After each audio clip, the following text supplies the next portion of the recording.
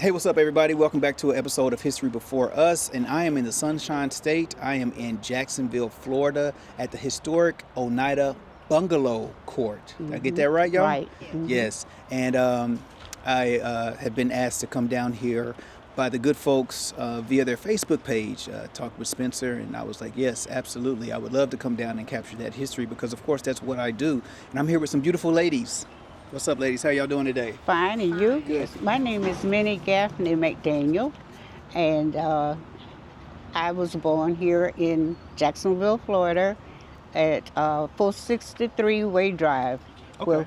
where we're standing on Way Drive right at this present time. Okay, now this is 476, so 463, you're a little bit further down. Further down, Okay, so where we'll the go vacant there. space is. Were you born in the home?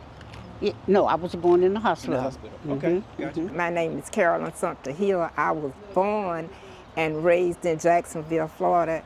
As a matter of fact, I was born at 455 Way Drive, Okay. 1934. 1930. Married and lived at 458 Way Drive. Okay, good stuff. So with that being said, as it relates to where we're at in the city of Jacksonville, where is that from a geographic standpoint? Are we close to downtown? Are we not close to downtown? Where exactly are we in relation to the center city of Jacksonville? We are in walking distance. I have walked from Way Drive all the way on Park Street to Riverside Avenue. Riverside Avenue will carry you right downtown Jacksonville. As a matter of fact, I used to carry, after I got married, I used to carry my children, and we would always walk to the parade, stand up at the parade, and walk back home. Okay. Now these buildings are very, colorful. It reminds me of being in the Caribbean, Charleston, certain areas in Florida.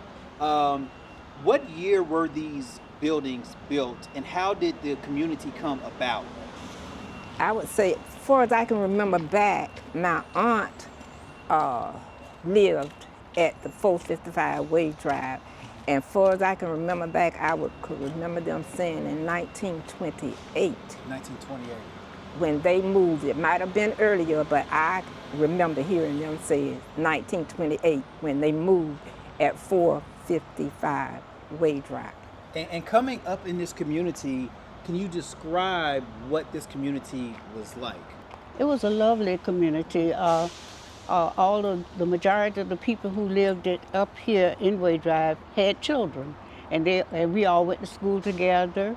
My dad worked not too far from here at domestic laundry, and during the time when I was born, it's my understanding that my mother she was at home. She was an at-home mom, and she stayed with us to the house and everything. But the community was a lovely community to raise your children up, because everybody knew everybody respected everybody. We were very cautious when it come down to I would say our neighbors. We had to mind them just as well as we did our parents and everything. So it was a good community to live in. I'm Eloise Saunders, and I was fortunate enough to have lived in Way Drive for a period of time with my children at, I believe, 462.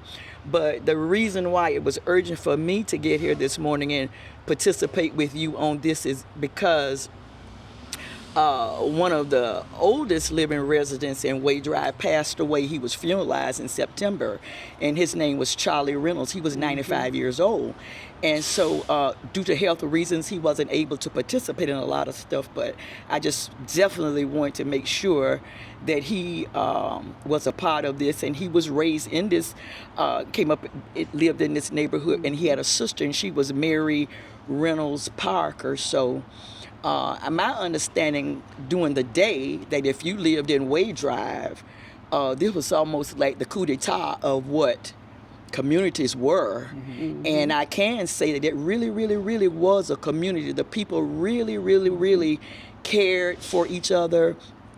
And seriously, I would like to see it be preserved, and perhaps some of the original people who have gone and have children and grandchildren, once this becomes what I'm hoping it will be, that they will get a chance to experience what their grandparents and great-grandparents experienced. For sure.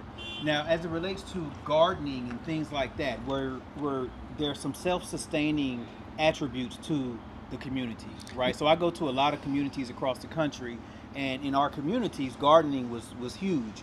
Whether it was bartering food or what have you, crops or what have you. Was that something also here? Did people have little plots of land where they were gardening in the community? Behind our house was, it ran all the way from Edison Avenue all the way to, I would say, to Lewis Street. So white people used to live along on Edison Avenue over this way and behind our house. And the white people had a garden.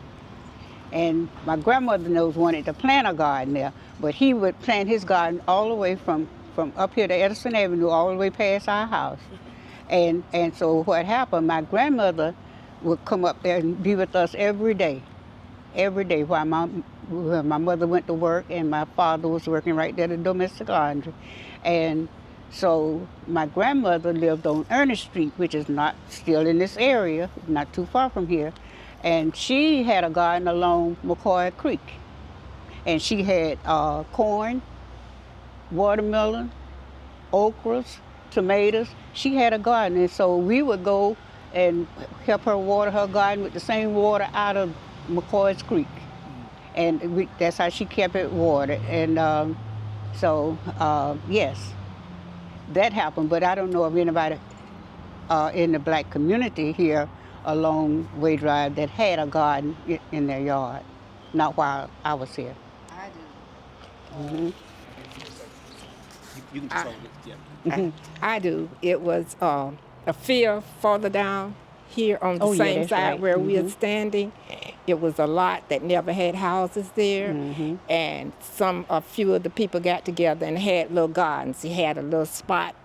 This might have been my spot so wide where I planted maybe collard greens or something. It was over here. On this left side. The neighbors around here, everybody was like family. It was more like family. Everybody knew everybody, and we got along well together. So if Eloise's garden was there, mine might be right here. But wherever she had, I was free to it. It was free to me and all. So it was a beautiful big garden in the lot down there where no houses are. Oftentimes what we see in black communities through redlining, interstates and things like that are, ran right through our neighborhoods. So behind us, there's an interstate that's right there. Was that always here? No, it wasn't.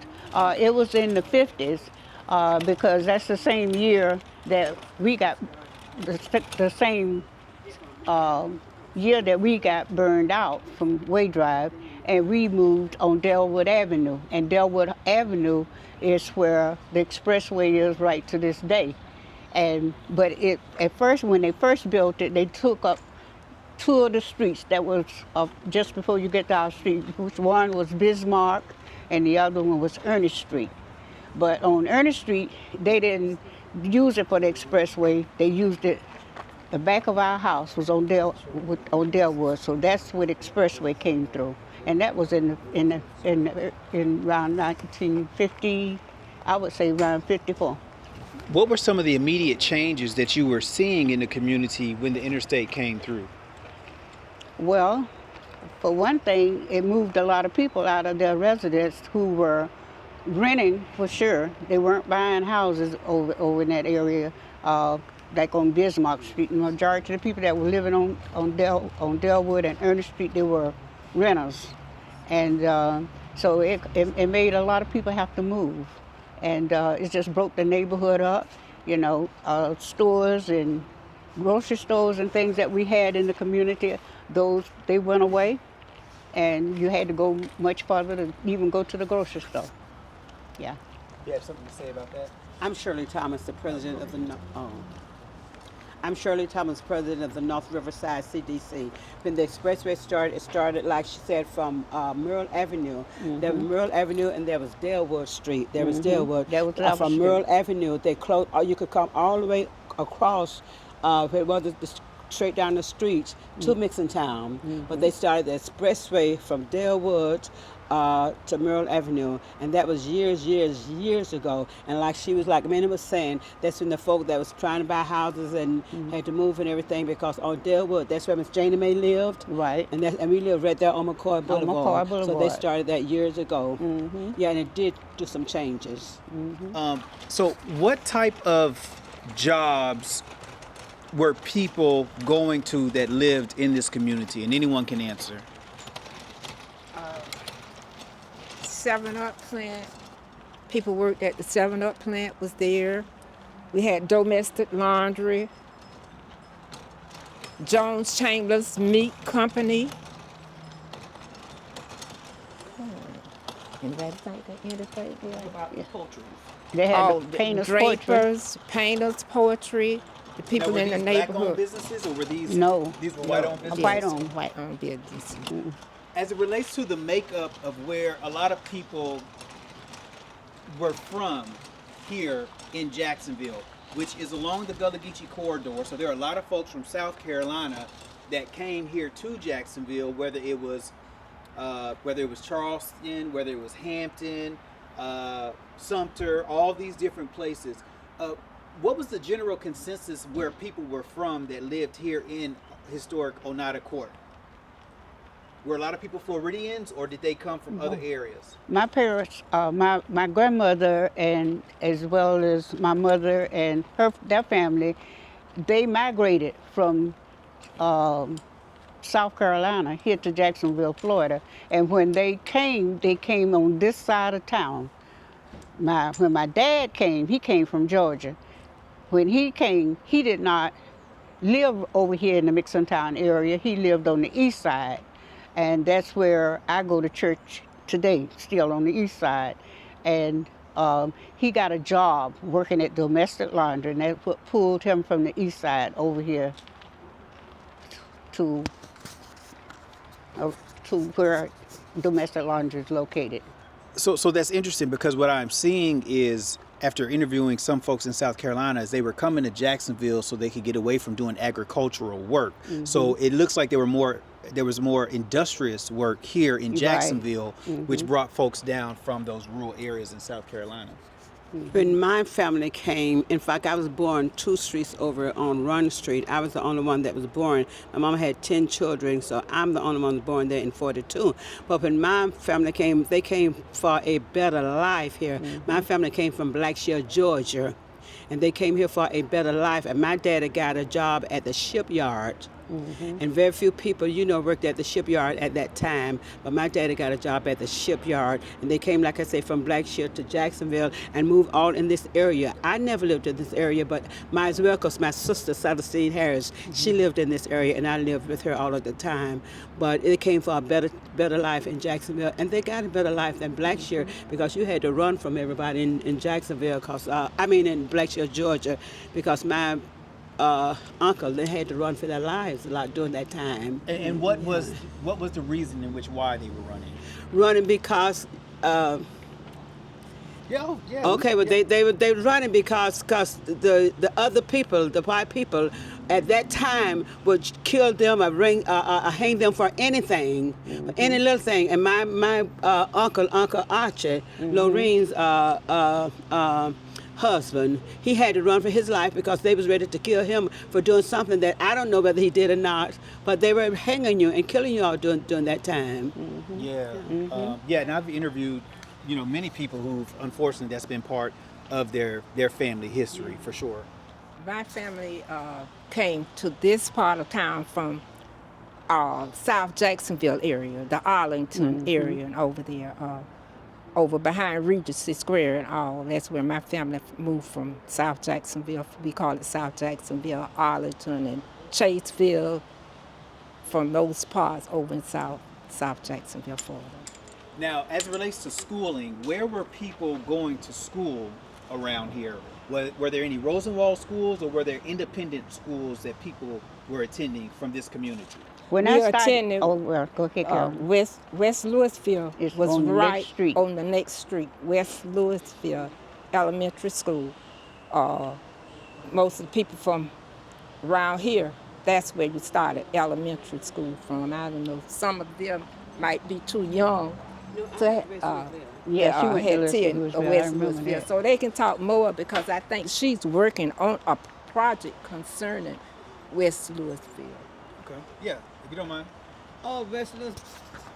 If you can tell us what the project is. Well, actually, West Louisville I was the last one class that graduated from West Louisville. And West Louisville, like Carolyn said, it was right there on the corner. And what we're doing now, we're trying to get all of this area historical.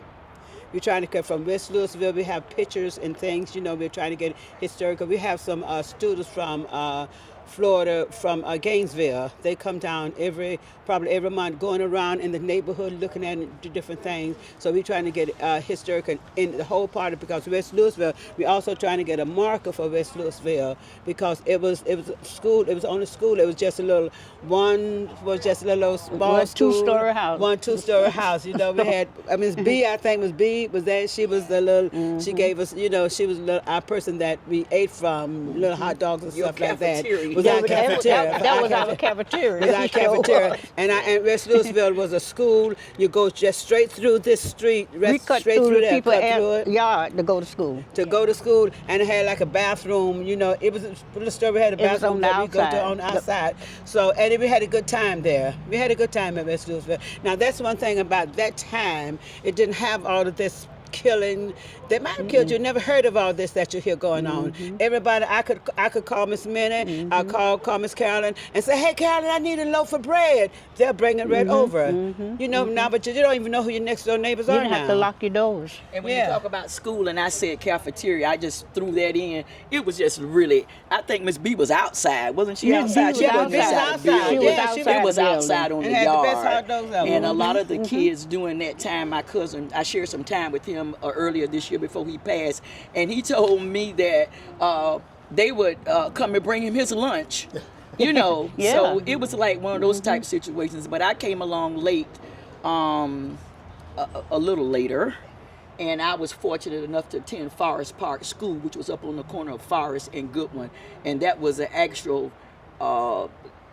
brick concrete building with actual classroom, playground, a real cafeteria with a staff, and so on. So that was the school for us, and then our kindergartens were held in like the basements of churches, like Riceville some people and homes. other places, and Some people and, had people's homes. That's daycare where in we their got our foundational education was in people's church, homes. in homes, and in Churches. churches. But during that time, it was just a family. Everybody was just family. If I said something to Miss Minnie, I said something to Carolyn, my mom and dad would you can't do anything to those old people. Grapevines, They right? were grapevines. And we better not say Miss Minnie, Carolyn, our enemy told her, lie on us. No. Yeah. We would get it from our parents again. Yeah. So everybody could take a village to raise a child. Yes. Everybody Yes. could raise me. Everybody could raise my sister. We had to Eudale. mind. We had to mind people. We had to mind them. We couldn't be. I got one on. We Y'all are the only ones that got it passed. if they sent us, they saw us going to the store and they wanted to send by us and to go to the store. My parents would tell us, "You go to the store as a neighbor. You don't go to the store and bring back what the person want, and then expect for them to pay you for going." So you couldn't take any money. All you could do is say, I get whatever they want you to get and bring it back to them, and they say thank you. Mexico and those grandmother, I've been to the store for them right around the Johnson store many days. So what I'm seeing is, this is just like, if y'all can see behind me, this is like an alleyway, right? So as a kid, I know I would be racing up and down this dirt road all day, every day with friends and family. So what did you all do to entertain yourselves out here on this strip? I tell you, I lived at 463 Way Drive. My daddy took a big oak tree and made us a swing, and my brothers used to swing me them same rooftops you see on those houses. Same one. I would get up, I would get in the swing, and they would. I was afraid, but they would push me up till I can look and see the top of the roof from the swing. Were you scared? Yes. and we played a lot of hopscotch, and I had 4 brothers and 1 sister. And so we played a lot in our yard because we had to lock our gate because we had a dog named Fluffy, and Fluffy bit one of the Mexican in them ant. Now wait a minute. So, Fluffy doesn't sound like the name of a dog that's out here biting folks. Why was Fluffy out here biting folks named Fluffy? Fluffy didn't want nobody to come in our yard. He was like a guard dog. So if she came in there one day and she knew she could run her finger through there and unlatch the latch, when she came in, Fluffy heard her. He came around there and he bit her. My dad and mom had to pay money for her to go to the hospital. Oh, wow. But we played hopscotch and different things of that nature. I had Jacks? paper dolls. Did y'all do jacks? Yeah, we played jacks. Jack stones? Yeah, jack stones. Jacks. Yeah. Ran Hide and up seek. and down. Hide and seek. Hide and go see. Hide in between No, the they don't alleys, even up know and about down it. alleys. But we had alleys. fun. Did y'all ever go up under I the told houses? them we were poor. No, But I didn't don't know remember we were going from poor. the house, but we We ran had from 3 meals a day. front from the Sure end did. there all the way Never down hungry, to the never end. hungry. It wasn't. We didn't have the rocks. The street was just dirt.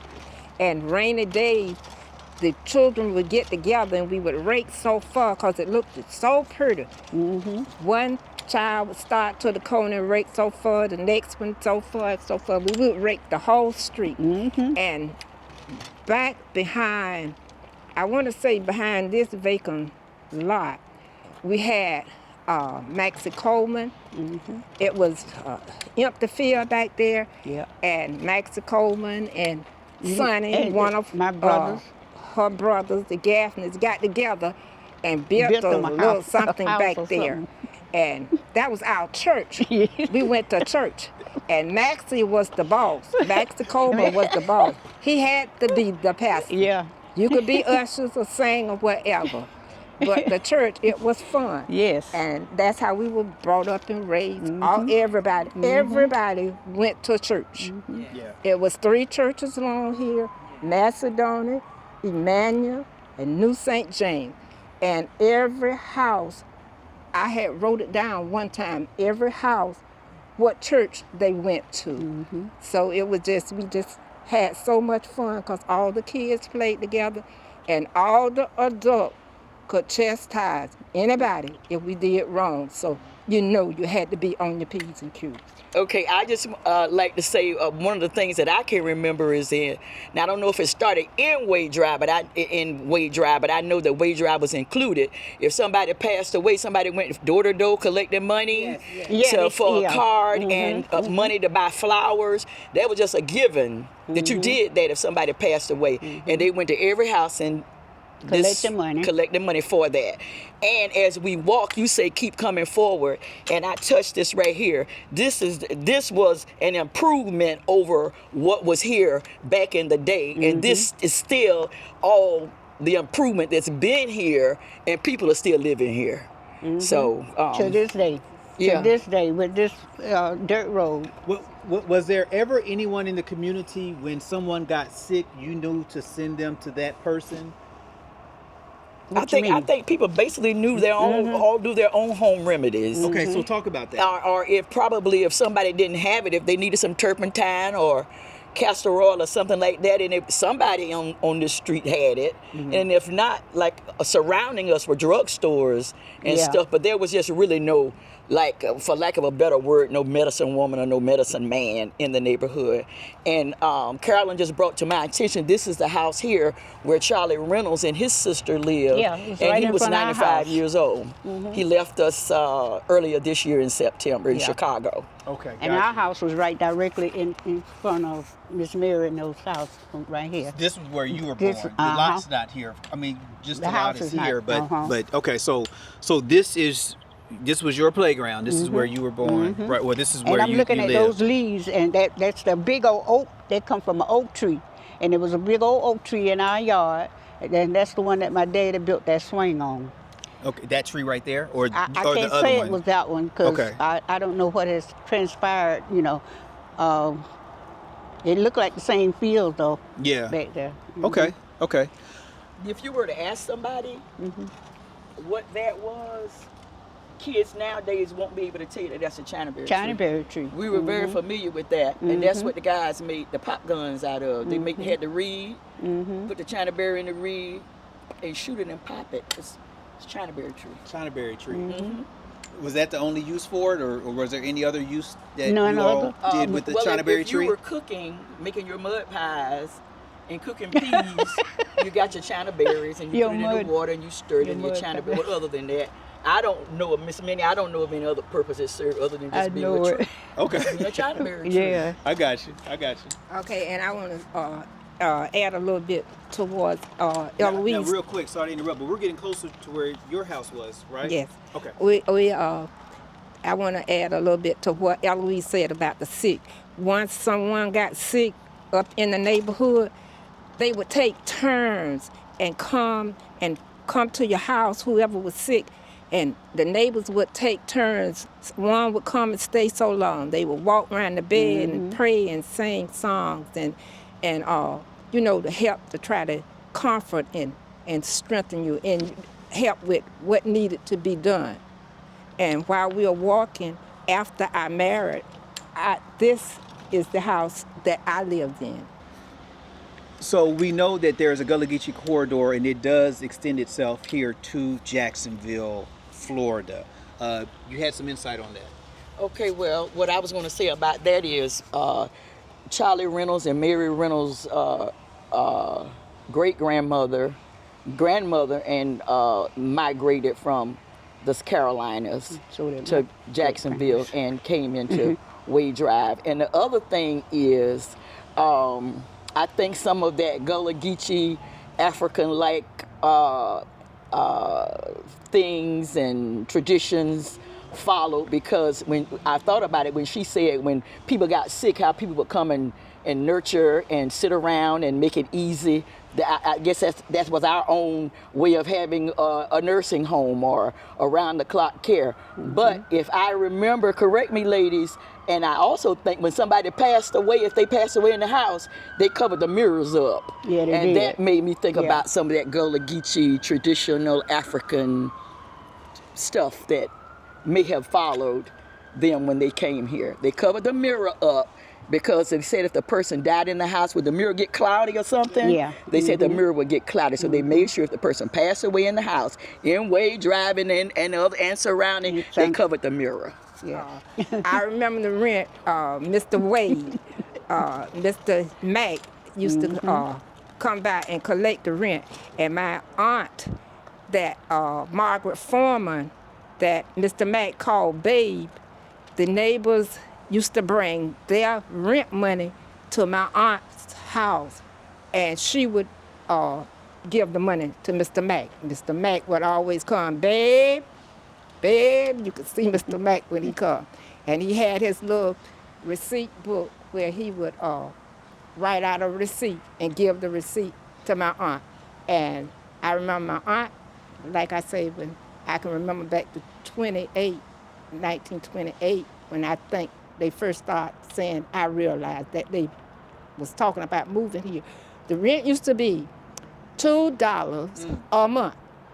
I had kept a lot of stuff, and I had some of the rent receipts, but I had a fire in my house, so I lost a lot of stuff that I used to keep. So I didn't know that. So you said, babe? yes, That's babe, when you know it's the rent that due. babe, Yeah. babe, babe, what you got? And he would come and my aunt would turn that over. And one thing, while we are closer here, that I want to say, and then I'll probably be through with my little talking. This house here, 454 Wade Drive, this is where the Coleman stead. Mm-hmm. And Gregory Coleman played with the Minnesota Vikings. Minnesota Vikings. He was raised up in this house here at 454 Wade Drive. And got a cousin right across that played baseball. Right across the street is where I was born. The house is burned down, but it was 455 Wade Drive. Mm-hmm. And this is where I was born, 1934, December the 13th, 1934. So how does it feel for both of you, because both of your homes aren't standing anymore, but of course the memories and everything in these lots that are empty are still very present. How does it feel to at least be able to come back to where you were raised and, you know, to have these opportunities to talk about it and to go back down memory lane? How does that resonate with you? It resonates with me while I have it, and I'm a pastor very well, because I still go to the church around the corner that I went to when I was born and raised up. I'm still at that church. And a lot of Sundays when we leave church, I have my daughter just to drive through here. And we look at, reminisce about how it used to be and how it is now. Because everybody knew everybody, but now nobody knows anybody. What about for you, being able to come back here? It really makes me feel good to know that it's still standing, that Wade Drive is still here, and that I was able to come and see where the house was that I was born in and raised up in, and the memories that I have from this area. It makes me feel real good. That's good. That's really good. Yeah. I'm glad to hear that. Yeah. So, other questions that or first let me ask, is there anything that I may be missing because I'm not from here that you all remember fondly, or that we need to put in consideration as it relates to going forward in the future? In anybody, that's for anybody. What have we missed thus far? I said I wouldn't say anything. That's why we got The house directly facing Wade Drive is where Brother Preston, he was the shoe shine man. Yeah. People brought their shoes from all different areas, and the cars would be lined up, and his porch was just full of shoes because he was the best shoe shine man in the world, because everybody patronized him. The people that lived in this neighborhood, they weren't lazy people. You know, they got out and they worked. You know, it didn't matter what time of day they needed to get up. It didn't matter what time, how late it was to come back. They would work. This was not a lazy neighborhood. And as I said before, if you lived in Wade Drive, I was told that you were like, sort of like a upper crust in Wade Drive. And never, ever was there a time when it was Easter. The little girls didn't have their Easter dresses, their bows, their shoes, their socks. The little boys had their suits, because they all knew that on Sunday afternoon at whatever church it was, they had to do that Easter speech. And so that's one of the things that I can remember coming along just a little bit later about Wade Drive, because my Aunt Azeta made sure that I was one of those girls a couple of blocks over before I moved in over here that had an Easter dress. As a matter of fact, I had two. And then they all knew that after Easter Sunday, you may be able to take your undershirt off, but not before Easter. You had to wear that undershirt because they didn't want you to catch cold. So that was some of the health remedies that they practiced. And then also, about 45 minutes away from us is a beach called American Beach. And we went to Fernandina Beach. And right out there on that corner, many people came right out of Wade Drive and got on a yellow bus. How much? 50 cents? How much was it? 50 cents. We rode the Yellow Hound right out of Wade Drive to American Beach, and that was one of our recreations, Easter Monday. That was a big deal, and Little Talbot Island. So I just thought I'd put that in. And we talked about all of the good stuff, but there's some other stuff too. Oh, yeah. I'm gonna go back to one thing, two things. Let me guess. Can I guess? Guess. We got to have a gambling house. Probably not in Wade Drive. Well, what do we have the moonshiner? Not in Wade Drive. That house right there. Uh-huh. That house right there had she took her living Oh, room what is- and made it into. She took her living room. Her name was Miss Emma. So go back. So this house right here. This house right over here, Okay, Miss the Emma. purple house. Miss Emma, that's where Miss Emma lived. And she, to my knowledge, she lived there all by herself. But Miss Emma made her living room into a little juke joint, like. Okay. That's what we used to call it. That's and good, you could hear music playing, the blues playing all night long. Regardless of whether you got to get up and go to church that Sunday morning, you still had to listen to Miss Emma because the people were down there late. She had the pickle jars with pickles in them, the pink feet. She had all that in there. She sold sodas. That's the only thing we could go in there and get was sodas, you know. Other than that, and her candies. Okay. And stuff like that. But she sold beer in there.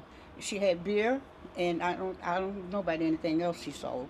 But we enjoyed listening to that music. I know that's right. So you were saying that there was some other things, because recreational things do happen in communities. So go ahead. It's just only life. It's natural. Yeah, for sure. Now I know about this as a child. So like I'm 76, but they got me about a little bit, and they know more. But I do know that on Thursday evenings, bond numbers were sold, and I know on Saturday morning, They were running. Bolitas were sold. You meant they were Bolita, running. really? They was running every day. Yeah, But- really? Yes, ma'am. So now all of the wonderful things went on right here Yes. on this little corridor, but numbers was a big deal. Yeah. And people, and it would be something else if you hit that number right at Easter time, or you hit that number school time, or you hit that number Christmas time. Fresh. So I just want to put that in. They told you about all of that right there, but I just want to let you know that part Every as well. community got some. Yeah. Yeah. Yeah. Okay. Yeah, you wanted to talk about your mother. Yes, I said I had talked a lot about my aunt because my aunt was really the owner of the house, and my mother stayed there. And I just want to mention that my mother, Miss Anna Mae Sumter, she lived in the house from the 20s, 1920 something. I said 28, but Spencer said something. I said I didn't know whether it was that far, but he said it was back at 1925. But my mother lived there from 1925 until 1997, when she passed. You could not get her to leave that house. I would take her home with me to stay some days at the time, and she always said, I got to go home, and I would have to bring her home. But I just wanted to make a mention of that because she loves that 455 Wade Drive, and that means a lot to me and a lot to Spencer after I met him and what he's trying to do to preserve it and all. I just had to mention that. That's Yeah. And I'd like to mention the fact that out of Wade Drive came doctors, teachers, a lot of professional people came out of Wade Drive during the time that I lived here. And like I said, I stayed here from birth all the way up until I was my first year into high school. And that's when our house caught a fire. And I went to school the very first day of school I had 2 pair of shoes, a black and white Oxford and a penny loafer. I had went downtown to purchase it that Friday. School was opening up Monday. Yeah. And when I got back home, everybody was all out here in this area and everything. And I passed along by Westminster School. I never forget Miss Argret and Miss Hammersham was up there in the office. And they hollered and said, Gaffney, did you know that's your house on fire? And I said, no, we had to get off the bus and walk. I was with Miss Gaynor. She remember Reverend Gaynor and those that stayed over Lewis Street. So we ran. I ran and left her and ran and came down to see our house burned down. Man, how was that when you saw that? I mean, I'm sure it was devastating. It was devastating. I cried because I knew I had to go to school that Monday, and the only thing I had was the clothes on my back and them shoes that I went downtown and purchased that my mother sent me to get. And so it was very hard because then I didn't even know where we were going to go that night. But we all piled up and went to my grandmother's house on Ernest Street, and that's where we stayed.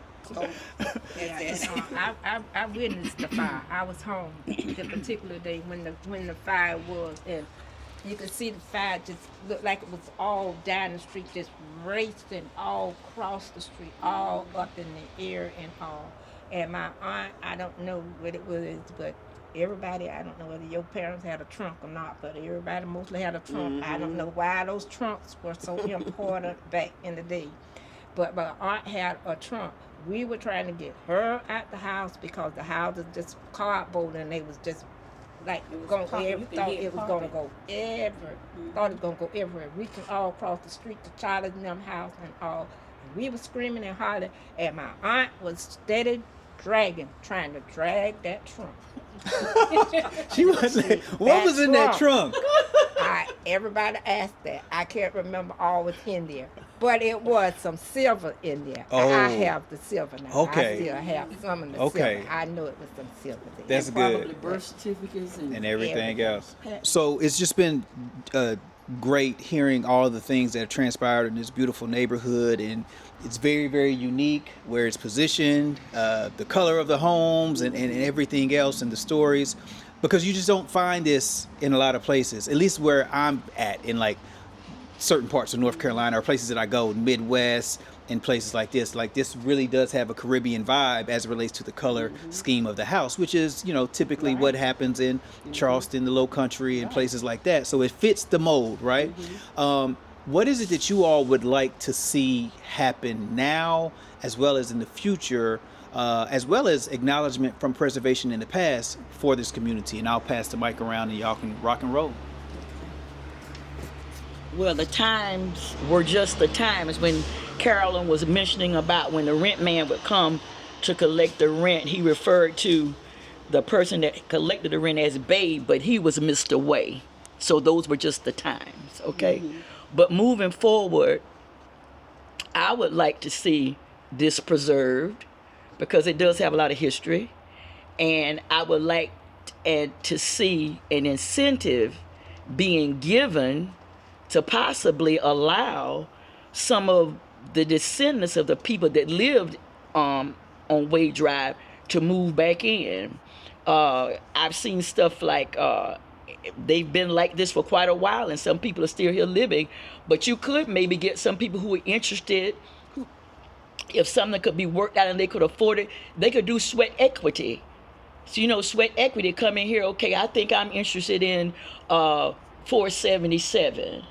What do you have on the table that would encourage me to move back in? I have a cousin that was born in so and so and so. I'm living way out somewhere. My rent is $1,400 a month, but I would like to be a part of this historical stuff. I'd like to see some incentive being put in place to encourage other people to come into this neighborhood.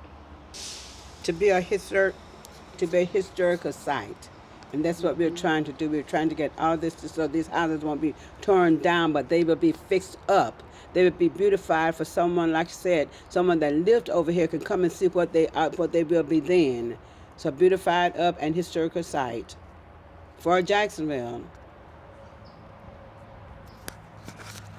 I just would love to see them restored because it's like we're saying, history and families, descendants, as they come up, and listen to the stories of how life used to and was, and the difference in the life now. I would love to see that something did where it could always be a remembrance where they can go back. Someone, as you go down, will be able to say, my grandmother, my great-grandmother lived there, and she said how it was then.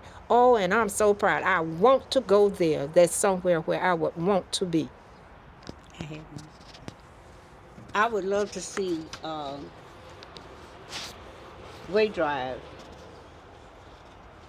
If they just fix it up, fix the houses up, and save it, save the houses, pave the street, and do likewise for West Louisville School. Over in the Springfield area, you have a lot of homes over in there that were houses built just like these houses here. I passed through them walking, going back to music when I was taking music and everything, and I would see the homes over in that area, and I go over there now. They have really fixed that area up, and they restored it. And I would love to see them do this to this area here. Just don't put us in the dump. And to the people who living out in here now, I don't know how poor they are, but they can do better than what I'm looking at now. I hate to say it, but I know they can do better than this, because we stayed here back then. Pride. And we had pride in our houses. Our houses never looked like this. This street wouldn't look like this. You hear Carolyn tell you about the fact that when we got raked the yard, you almost raked the street and stuff. And I mean, people had, rocking chairs, swings, and all that on their porch. They didn't have no beds and all that on the porch and stuff like that. So I don't know whether I would like to see it be rebuilt. I'm going to be frank with you. I see a big picture. And I see somebody coming through here and preserving this like it, improving this and preserving it just like it is. But I don't see any of us. I don't see black people being here. I see it being preserved, and I see it being preserved for other people. And I don't want to see that. Is that something that you have, because I've seen it happen, we've all seen it. It's happened all around us. It happens all across the country, right? What leans you in that way of thinking versus feeling as if the community will galvanize together to put a halt to something like that happening? I don't know what can be done, because in Jacksonville, there seems to be a cluster of people, and when that cluster, the powers get together, if they put a halt to something, that's just it. It's going to be a struggle. As long as Fletcher has been working toward this, I feel like something. I remember talking to him when he first started. If the right power was behind him, this could get done. And then somebody knows that the potential, with the history that's already established, somebody knows the potential of Way Drive. And some big bucks are going to come through and hopefully help him to do. But they've already spotted the gold mine, because he's made them aware of it. And there are not going to be any black people in here. And that's just my heartfelt feeling about it, because I've seen it. I've watched stuff on television, and they say, like Dallas Airport used to belong to black people. Well, Way Drive used to be black people. But it's not going to be black people when it gets done, unless Fletcher gets the help he needs, and or if we bond together as a group, black people, he comes up with some kind of incentive. I talked to you about this. I talked about this one right here. I was willing. We talked about what the rent would be and all that. I was willing to rent. I have some place to stay. As a matter of fact, I got 2 houses. I was willing to get this one and rent the one next to it. And then a lot of people know us. And that would encourage other people to come. If you're not going to get the money from the power people, then galvanize people who are interested.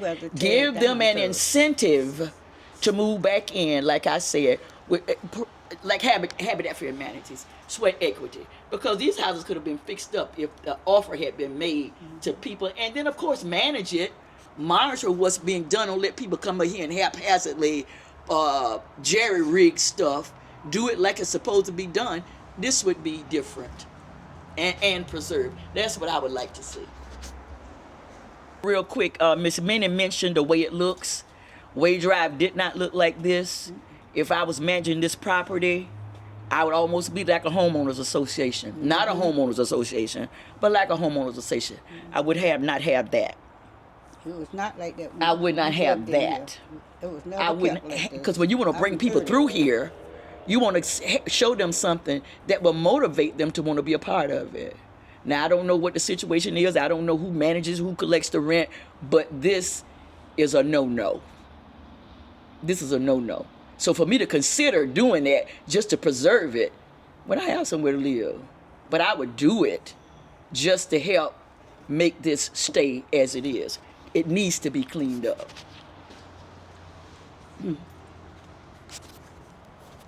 Last words. My last words are like my first one. I'm just thanking Spencer and glad for his encouragement and what he's trying to do. Prayerfully, it will work. Prayer changes things. It does. It does. Yes, I'm like Carolyn. I'm backing Fletcher, and I would definitely like to see him get the help that he needs over in this area, and